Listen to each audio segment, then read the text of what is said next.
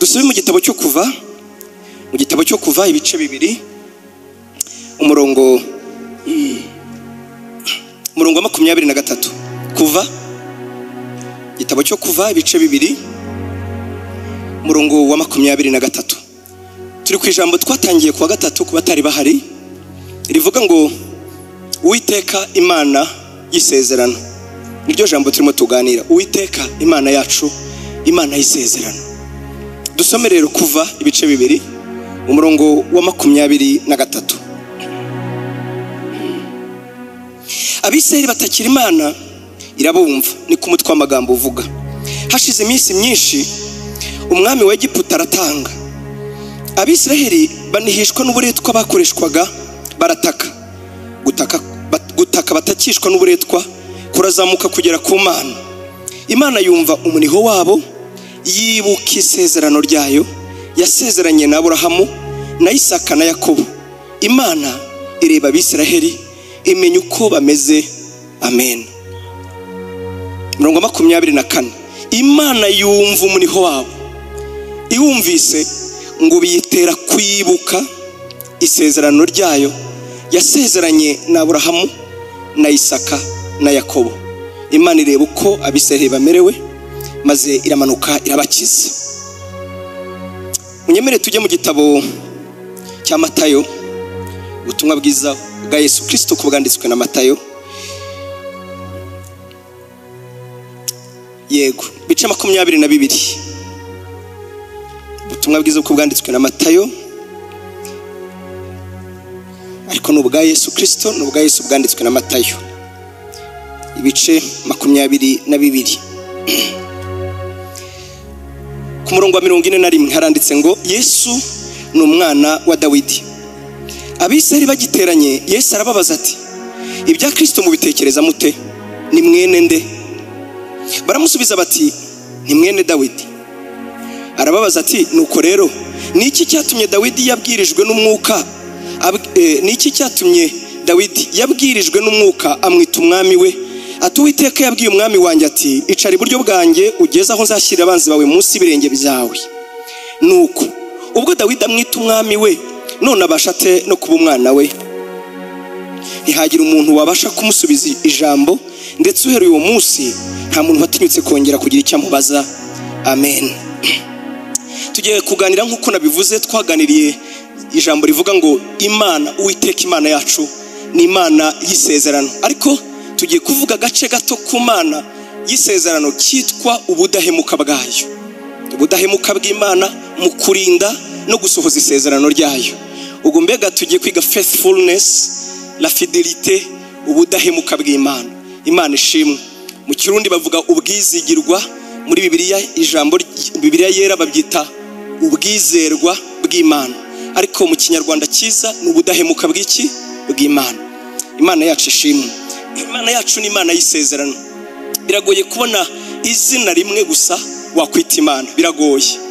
Ni nayo mpamvu hahora n'imaka, bamwe bakavuga ati twaje kugarura izina ry'Imana. Burya ni Yehova. Nibyo koko, Yehova ni izina ry'Imana, biravuga ngo ituma ibintu byose bibaho. Iyo uvuze Yehova ubusa naho uvuze ngo Imana ikomokwaho na byose.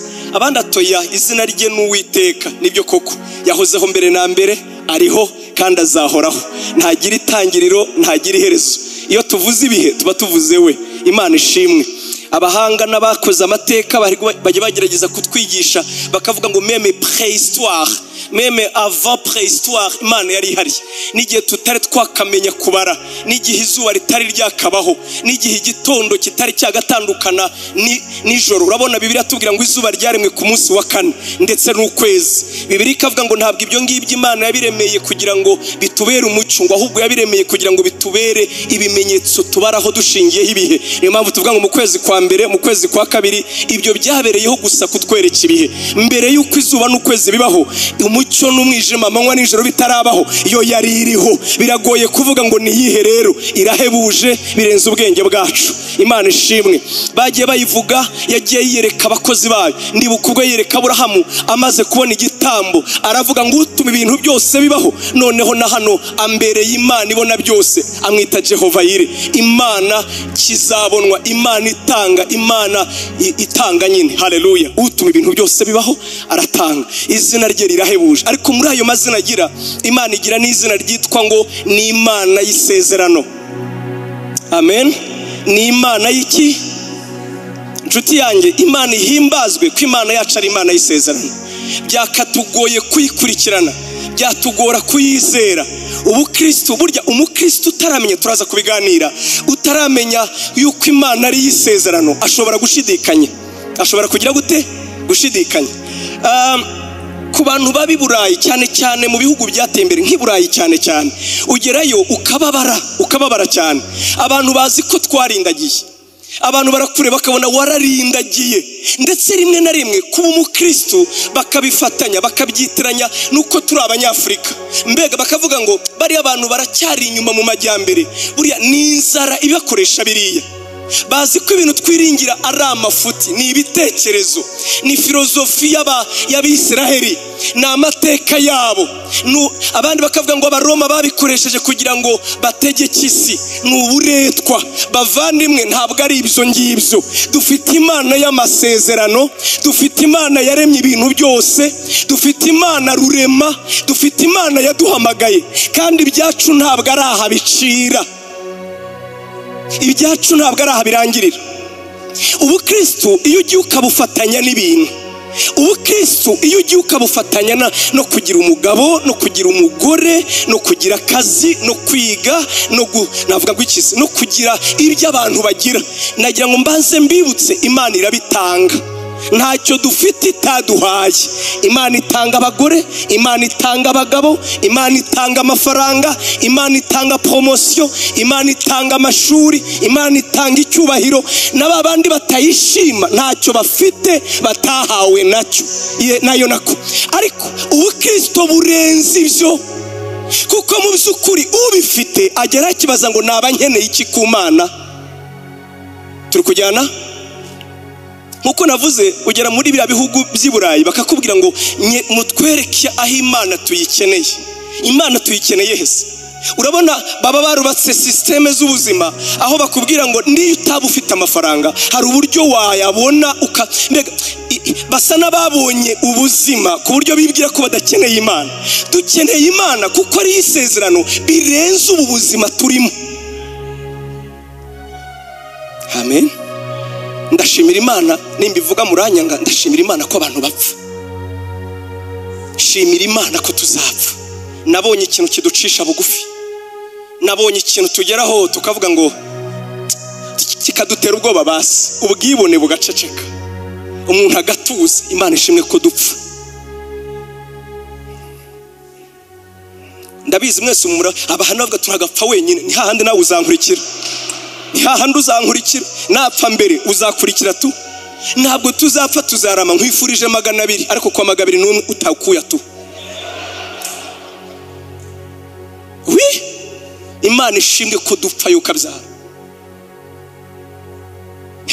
Ubu yabonye aravuga ati hari umuntu yabona ashaje akavuga ati umfa gutese kandi ariko nari nyabonye. Ni hahandi. Niyo mpamvu Yesu umuntu arama igihe gito cyuzuye umuruho yarangiza akagenda.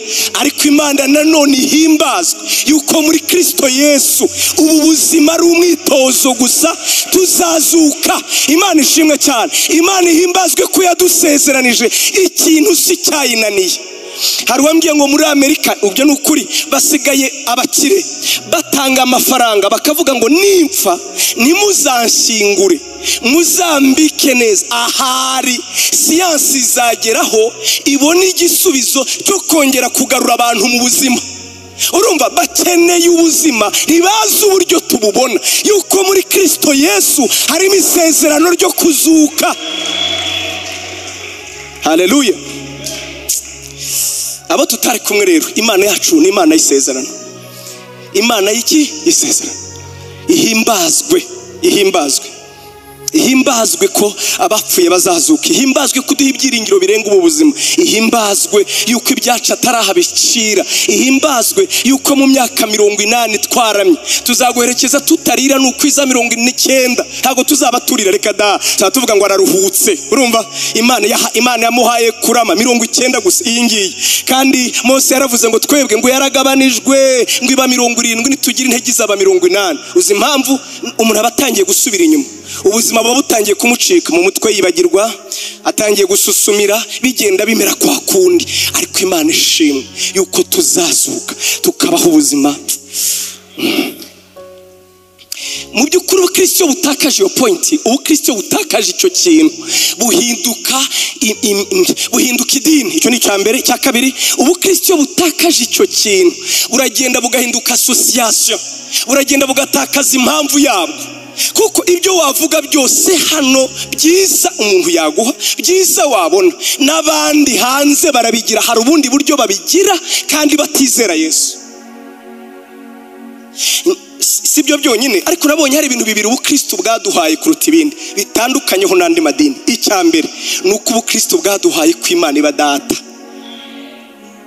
Imana iba iki? Nagira nkumenyeshe mu basilamu mu bihugu bimwe na bimwe ntibafite uko bihanga, kuri bo ni blasphemy kuvuga ko Imana ari data. Bafata amabuye bakayagutera kandi bumva bakoreye Imana.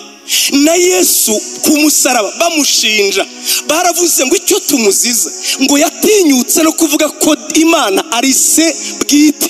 Ntabwo yigeze abyihakana, yaremeye arabipfira, abitangira ikuguzi, aravuga ngo Imana izababera so. Niyo mpamvu isengesho rye iravuga ngo nimusenga mujye mubanza muvuge ngo data wa twese uri mu ijuru. Ubundi abisirayeli bajyaga bavuga ko Imana ari se, nayo yarabivuze mu Kuva 4:22 ngo ugende ubabwire ngo Farawo we rekura ubwoko bwanjye kuko Israel ari umwana wanjye w'ifura. Yego, ariko bo babivugaga mu cyitiriro. Yesu aje aravuga ngo ya Imana si icyitiriro, si izina ryo kubaho, Imana ni so bwite. Niyo mpamvu rya jambo batubwiye ngo icyakora bamwemeye bose bakizera izina rye yabahaye ubushobozi bwo kuba abana b'Imana. Turi abana b'Imana bwite. Uranyumva neza? Bwite. Ufashe mu mwuka wanjye aho navutse ubwa kabiri muje ADN na data. Imana ni data bwite. ADN y'Imana ni iyi, ibizarite ibyaza imbuto itabora yitwa ijambo ry'Imana. Kuko haleluya, Yesu ubundi ni umwana w'Imana gute? Bibiliya tubwira ngo nuko ari ijambo w'Imana, kandi ijambo w'Imana uwo twamuvuga ngo iki? Niwe kamere y'Imana, asatese niwe shusho y'Imana itaboneka. Uwo nguwo rero niwe watuzaye. Nuko Yesu ari umwana w'Imana, natwe turi abana b'Imana. Igituma abantu batabimenya baturebera muri uyu mubiri, twambaye amakoti nkabo, tuvuga nkabo, turasonza nkabo, inyamara uyu ni umwambaro uhisha abo twagizweho. Uyu mubiri ni umwambaro uhisha abo twagizweho. Turabaki? Turi abana b'Imana. Yohana yaravuze ngo bavandimwe turi abana b'Imana, kandi niko turi. Gusa ingorane ni imwe, nuko uko tuzasa tutarerekanwa, ariko Kristo Yesu niyerekanwa tuzasa nawe. Hanyuma arakomeza ngo noneho abafite ibyo byiringiro dore umurimo bakora biboneza nk'uko uwo nguwo waboneye, bategereje kuzamubona. Turi abana b'iki? Yarabitangiye amaraso, yarinze apfa. Njya musaba ngo nzabe nkawe. Nibigeraho bibakwa Yesu niwe mugabo wenyine utigeze wirengera, ngo byacanze n'umucamanza atari uyu muburanyi kuva navuka umuburanyi ni bwoko ki? Bakamuvuga yigiza atya agaceceka tu. Ageze ngo atese ko utiregura, tiniregura se mu biki? Bakavuga atese hari ikintu kimwe gusa cyatumye avuga, niyo bakoraga kuri kamere ye. Ariko uri umwana w'Imana ati aho atu ni ngewe. Atega kini cyo navukiye, tuhavukiye iki se? Navukiye guhamya ukuri. Ukuri wese aranyumva agakurikira, kandi ukuri kwe ntabwo ari nka siriyarite, ni ukuri gutanga ubuzima. Imana ishimwe cyane. Umwana w'iki? Turi abana b'Imana. Ubiri ijambo ndarivugara, kandi kwa gatatu nyine ndabakumbuye disi. Imana ibaha umugisha. Imana yacu ni Imana y'isezerano.